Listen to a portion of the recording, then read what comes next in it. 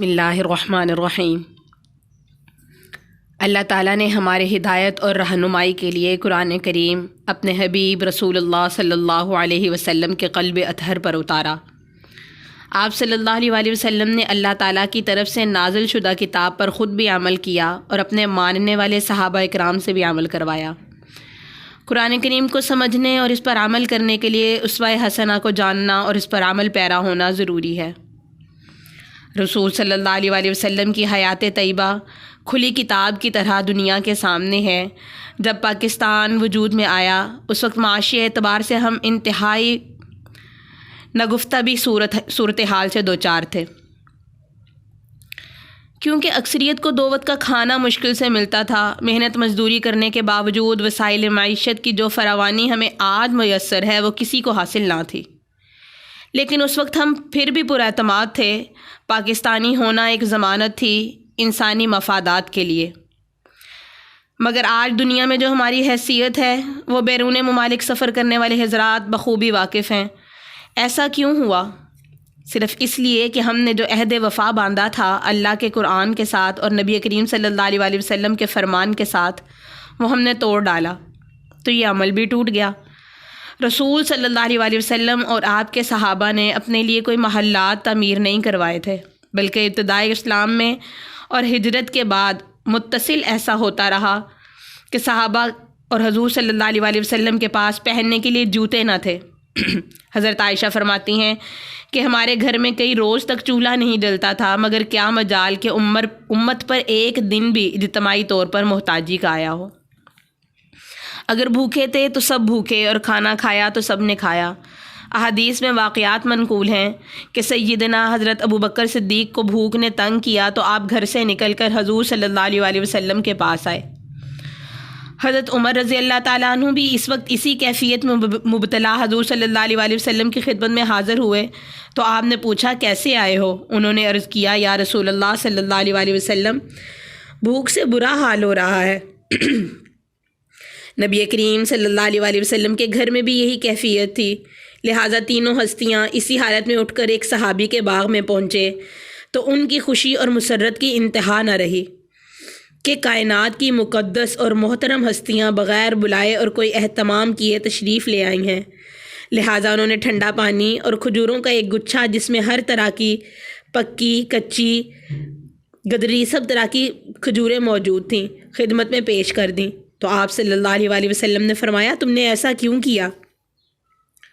انہوں نے کہا یا رسول اللہ جیسی آپ کو پسند ہو اتار کر تناول فرمائیں، اس لیے سب طرح کی سامنے رکھ دیں۔ تو آپ صلی اللہ علیہ وآلہ وسلم نے فرمایا ثم لتسألن یومئذ عن النعیم، کہ روز قیامت ان نعمتوں کے بارے میں بھی پوچھا جائے گا۔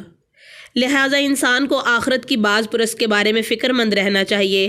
آج ہمارا المیہ یہ ہے کہ حکمران طبقہ اور مراعات یافتہ لوگ آخرت کے بارے میں بالکل بے فکر ہیں۔ کہتے ضرور ہیں کہ ہم قیامت پر ایمان رکھتے ہیں، مگر ان کا عمل بتا رہا ہے کہ انہیں اسی دنیا سے غرض ہے، آخرت کا ان کے حساب کتاب میں کوئی کھاتا نہیں ہے۔ یہ خرابی اسی لیے پیدا ہوئی کہ ہم نے قرآن کریم کو بند کر کے الماریوں میں سجا کر رکھ دیا۔ اللہ تعالیٰ ہمیں قرآن پاک پہ عمل کرنے کی توفیق عطا فرمائے، اور یہ جو ہم نے قرآن و سنت کورس شروع کیا ہے اس سے فائدہ اٹھانے والا بنا دے ہمیں۔ ہم آج کا سبق شروع کرتے ہیں، ہمارا سبق نمبر 3 کا حصہ نمبر 2۔ ہم نے پچھلا سبق اپنا مسائل و احکام پر چھوڑا تھا۔ ہمارا آج کا سبق نمبر 3 حصہ 2 مسائل و احکام سے ہم سٹارٹ کرتے ہیں۔ اس میں آج ہم نے پڑھنا ہے نجاست کی اقسام اور اس کے احکام، کہ نجاست سے ہم پاکی حاصل کیسے کر سکتے ہیں۔ نجاست کہتے ہیں ناپاکی کو اور گندگی کو۔ تو ہم آج یہ پڑھیں گے کہ اسلام ہمیں کیا حکم دیتا ہے کہ کون سی نجاست سے کس طرح سے ہم پاکی حاصل کر سکتے ہیں۔ تو نجاست جو ہے وہ ناپاکی اور گندگی کو کہتے ہیں۔ اس کی 2 قسمیں ہیں، نجاست حقیقیہ اور نجاست حکمیہ۔ نجاست حقیقیہ وہ نجاست جو نظر آنے والی ہو، جیسے شراب اور گندگی وغیرہ۔ نجاست حکمیہ وہ نجاست جو نظر آنے والی نہ ہو، جیسے بے وضو ہونے کی حالت۔ تو ان نجاستوں سے ہم کیسے پاکی حاصل کر سکتے ہیں یہ ہم آگے پڑھیں گے۔ نجاست حقیقیہ جو ہے اس کی بھی 2 قسمیں ہیں۔ نجاست حقیقیہ اس کی 2 قسمیں ہیں، نجاست غلیظہ اور نجاست خفیفہ۔ نجاست غلیظہ ایسی نجاست ہے جو بہت تھوڑی مقدار میں معاف ہے۔ اگر 1 درہم کے برابر جو ہے وہ ہو جائے، 1 درہم کہتے ہیں ہماری جو ہتھیلی ہے اس کی جو گہرائی ہوتی ہے، اندر والی گہرائی، اس کے برابر اگر اتنی ہو تو معاف ہے، اور اگر اس سے زیادہ ہو تو پھر ہمیں اس سے پاکی حاصل کرنے کے بعد ہم نماز وغیرہ پڑھ سکتے ہیں۔ اور نجاست خفیفہ ایسی نجاست ہے جو ناپاکی میں خفیف ہوتی ہے، یعنی کم ہوتی ہے، اس کی زیادہ مقدار بھی معاف ہو جاتی ہے۔ تو ہم دیکھتے ہیں نجاست غلیظہ وہ نجاست جس کی ناپاکی زیادہ سخت ہو اور اس کی بہت تھوڑی مقدار معاف ہو، جیسے شراب یا انسان کا پیشاب، پخانہ، خون، منی، مرغابی اور بطخ کی بیٹ۔ حرام جانوروں کا پیشاب، قے جو منہ بھر کر ہو، دودھ پیتے بچے اور بچی کی قے اور پیشاب وغیرہ، یہ نجاست غلیظہ ہیں۔ ان کا حکم یہ ہے کہ اگر یہ نجاست بدن یا کپڑوں پر لگ جائے تو 1 درہم کے برابر یا اس سے کم ہو تو معاف ہے، یعنی بہتر تو یہ ہے کہ اس کو دھو لیا جائے، لیکن اگر اس کے ہوتے ہوئے بھی نماز پڑھ لی جائے تو ادا ہو جائے گی۔ اور نجاست خفیفہ جو ہے وہ نجاست جس کی ناپاکی قدرے کم ہو، جس کی زیادہ مقدار معاف ہو، مثلا تمام حرام پرندوں کی بیٹ اور حلال جانوروں کا پیشاب وغیرہ۔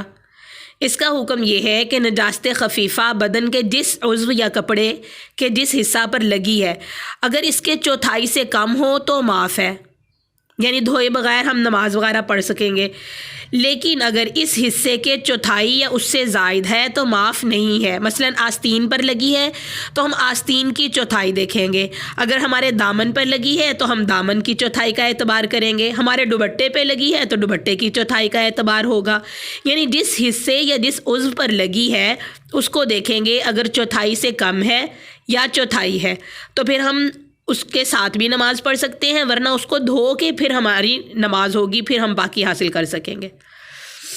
اب اگر مختلف اشیاء جو ہیں ان کو پاک کرنے کا طریقہ، اگر وہ چیزیں ناپاک ہو جائیں تو ہم کیسے پاک کر سکتے ہیں، تو وہ ہمیں بتایا گیا۔ جو چیزیں نجاست چوس لیتی ہیں جیسے کپڑے وغیرہ، ان کو دھونے میں 2 کام کرنے ضروری ہیں۔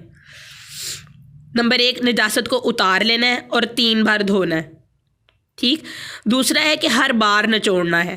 صرف یہ 2 چیزیں ضروری ہیں کہ نجاست جو ہے اس کو اتار کے 3 بار دھوئیں اور ہر بار اچھے طریقے سے نچوڑیں۔ اس کے علاوہ جو ہمارے میں عام مشہور ہے کہ بسم اللہ پڑھنی ہے، فلاں سورت پڑھنی ہے، فلاں چیز پڑھیں گے تو چیز پاک ہوگی، ایسا کچھ نہیں ہے۔ بس نجاست کو اتار کے کپڑے کو 3 بار اچھے طریقے سے دھو لیں اور ہر بار نچوڑیں تو وہ کپڑا پاک ہو جائے گا۔ جو چیزیں نچوڑنے سے نہ نچڑتی ہوں جیسے قالین اور مٹی کے برتن وغیرہ، ان کو پاک کرنے کا طریقہ یہ ہے کہ ان کو اچھی طرح 3 بار دھوئیں، ہر بار خشک کریں۔ خشک کرنے سے مراد یہ ہے کہ قطرے ٹپکنا بند ہو جائیں، جو قطرے ٹپک رہے ہیں وہ بند ہو جائیں تو وہ چیز پاک ہو جائے گی۔ اور جو چیزیں نجاست کو نہیں چوستی جیسے چھری، چاقو، شیشہ، سونے چاندی، لوہا، تانبا، وہ چیزیں جو ہیں مٹی وغیرہ سے رگڑ کر صاف کر دینے سے پاک ہو جائیں گی، یعنی مٹی سے رگڑ کے، مٹی سے بھی ہم پاکی حاصل کر سکتے ہیں، اگر اس کو 1 دفعہ دھو لیں، 2 دفعہ دھو لیں تب بھی وہ پاک ہو جائیں گی، مٹی سے رگڑ کر بھی وہ پاک ہو جائیں گی۔ زمین یا فرش یہ نجس ہو جائے، یہ ناپاک ہو جائے تو خشک ہو کر دھبا جاتے رہنے سے پاک شمار ہوں گے، ٹھیک ہے۔ دھو دیں تو اچھی بات ہے، ہمارے دل کی جو کھٹک ہے وہ بھی ختم ہو جائے گی، لیکن اگر وہ وہیں پہ ناپاکی خشک ہو جائے اور دھبا بھی ختم ہو جائے تو زمین اور فرش جو ہیں وہ پاک شمار ہوتے ہیں، اس پہ نماز ادا کی جا سکتی ہے۔ اس کے بعد ہمارے سبق میں ہے مسنون دعا، وہ دعا جو حضور صلی اللہ علیہ وسلم کی سنت مبارکہ ہے۔ سوتے وقت کی دعا اس دفعہ ہم اپنے سبق میں شامل کریں گے۔ اللہم بسمک اموت و احیا، اللہم بسمک اموت و احیا۔ دیکھیں، ہمیں دعائیں پڑھتے ہوئے اپنے الفاظ، اپنے حروف کی ادائیگی جو ہے ان کو بھی صحیح رکھنا ہے تاکہ ان الفاظ کا مطلب جو ہے وہ بدلے نہیں۔ تو اس کا ترجمہ ہے اے اللہ میں آپ ہی کے نام کے ساتھ مرتی یعنی سوتی ہوں اور جیتی یعنی جاگتی ہوں۔ اے اللہ میں آپ ہی کے نام کے ساتھ سوتی اور جاگتی ہوں۔ دعا ہے اللہم بسمک اموت و احیا۔ ہمارے سبق میں اس سے اگلا حصہ ہے سنن اور آداب کا۔ یہ ہیں سونے سے متعلق سنتیں اور آداب۔ سنن ہماری پہلے بھی بات ہوئی کہ سنن جو ہے وہ سنتوں کو بولتے ہیں، تو سونے سے متعلق جو سنتیں یا آداب ہیں اب ہم وہ پڑھیں گے۔ نمبر 1، سونے سے پہلے سورہ فاتحہ، آیت الکرسی، سورہ بقرہ کی آخری 2 آیات، سورۃ الف لام میم سجدہ، سورہ ملک، چاروں قل، درود شریف اور تسبیحات فاطمی یعنی 33 بار سبحان اللہ، 33 بار الحمدللہ اور 34 بار اللہ اکبر پڑھنا۔ نمبر 2، سونے کی دعائیں جو بھی یاد ہوں پڑھنا، جیسے اللہم قنی عذابک یوم تبعث عباد۔ اس کا ترجمہ ہے اے اللہ مجھے اپنے عذاب سے بچائیو جس دن آپ اپنے بندوں کو قبروں سے اٹھائیں گے۔ کتنی اچھی پیاری دعا ہے کہ اے اللہ مجھے اپنے عذاب سے بچائیو جس دن آپ اپنے بندوں کو قبروں سے اٹھائیں گے۔ پھر سونے کے مزید آداب اور سنن یہ ہیں، سونے سے پہلے ہر آنکھ میں 3 سلائی سرما لگانا، سونے سے پہلے اور جاگنے کے بعد مسواک کرنا، نماز مغرب کے بعد اور نماز عشاء سے پہلے نہ سونا، البتہ اگر نماز کے لیے اٹھنے کا اہتمام کیا جائے تو پھر کوئی حرج نہیں ہے۔ یعنی اگر ہوتا ہے نا مغرب کے بعد ہم سو جائیں تو پھر عشاء کی نماز ہماری چھوٹ جانے کا امکان ہوتا ہے، اس لیے منع فرمایا گیا، لیکن اگر نماز کے لیے اٹھنے کا اہتمام کر لیا جائے تو پھر سونے میں کوئی حرج نہیں ہے۔ عشاء کی نماز کے فوراً بعد سو جانا اور فضول قصہ گوئی میں اپنا وقت ضائع نہ کرنا، البتہ دینی امور اور علمی مجالس جو ہیں اس میں مشغول ہو سکتے ہیں، اس میں کوئی حرج نہیں ہے، بشرطیہ کہ صبح کی نماز فوت نہ ہو۔ فضول قصہ گوئی کو تو ویسے ہی منع کیا گیا نا، چاہے صبح کی نماز قضا ہونے کا نہ بھی خطرہ ہو تب بھی یہ چیز جو ہے یہ بالکل غلط ہے۔ لیکن اگر دینی امور اور علمی مجالس میں شامل ہوں اور یہ بھی پتہ ہو کہ ان کی وجہ سے صبح کی نماز قضا نہیں ہوگی تو پھر کوئی حرج نہیں ہے، ٹھیک ہے۔ 7واں ادب یہ ہے کہ سوتے وقت بسم اللہ کہتے ہوئے دروازہ بند کر دیں، آگ اور چراغ وغیرہ بجھا دیں اور کھانے پینے کے تمام برتن ڈھانک کر رکھ دیں۔ نمبر 8، بستر پر جانے سے پہلے اچھی طرح بستر کو جھاڑ لیں۔ نمبر 9، زیادہ آرام دہ بستر پر نہ لیٹا جائے کہ اس سے غفلت پیدا ہوتی ہے۔ زیادہ آرام دہ بستر پر نہ لیٹا جائے کہ اس سے غفلت پیدا ہوتی ہے۔ نمبر 10 ہے قبلہ کی طرف پیر کر کے نہ لیٹنا، خانہ کعبہ کی طرف قبلہ کی طرف پیر نہ کیے جائیں، اوندھے منہ ہو کر نہ لیٹا جائے یعنی الٹے ہو کے نہ لیٹا جائے، نہ کسی ایسی چھت پر لیٹا جائے جس پر کوئی 4 دیواری یا جنگلہ نہ ہو۔ نمبر 13 ہے باوضو ہو کر داہنی کروٹ پر لیٹنا، باوضو ہو کر داہنی کروٹ پر لیٹنا۔ اگر کوئی برا خواب دیکھے تو 3 بار بائیں طرف تھتکار دے اور کروٹ بدل کر سو جائے۔ اگر کوئی برا خواب دیکھے تو 3 بار اعوذ باللہ پڑھے اور اس خواب کے شر سے پناہ مانگے، ایسا کرنے سے خواب ضرر نہیں پہنچائے گا۔ اگر اچھا اور پسندیدہ خواب دیکھا ہو تو وہ صرف اسی سے بیان کرو جو تم سے محبت رکھتا ہے، صرف اسی سے بیان کرو جو تم سے محبت رکھتا ہے۔ نیند سے اٹھ کر دونوں ہاتھوں سے چہرہ اور آنکھیں ملنا تاکہ نیند دور ہو جائے اور بیداری کی دعا پڑھنا، جاگنے کی دعا پڑھنا۔ 18واں سنن اور ادب یہ ہے کہ نیند سے اٹھ کر 3 دفعہ ہاتھ دھوئیں۔ نیند سے اٹھ کر 3 دفعہ ہاتھ دھونے سے پہلے کسی برتن میں نہ ڈالنا اور مسواک کرنا۔ نیند سے اٹھنے کے بعد ناک جھاڑنا کیونکہ شیطان انسان کی ناک میں رات گزارتا ہے۔ یہ والی جو سنت ہے نا، اس پہ سائنس نے بھی تحقیق کی ہے اور جس سے یہ ثابت ہوا ہے کہ صبح اٹھ کے اگر ہم ناک صاف کر لیں اچھے طریقے سے تو ہم نزلہ زکام سے بچ سکتے ہیں۔ نیند سے اٹھ کر ناک اگر ہم اچھے طریقے سے صاف کر لیں تو صرف نزلہ زکام ہی نہیں، بہت سی بیماریوں سے بچ سکتے ہیں۔ آج کل جو کرونا چل رہا ہے نا، اس کا بھی یہ علاج ہے، یہ والی سنت جو ہے حضور صلی اللہ علیہ وسلم کی ایک ایک سنت جو ہے نا وہ عمل کرنے کے قابل ہے۔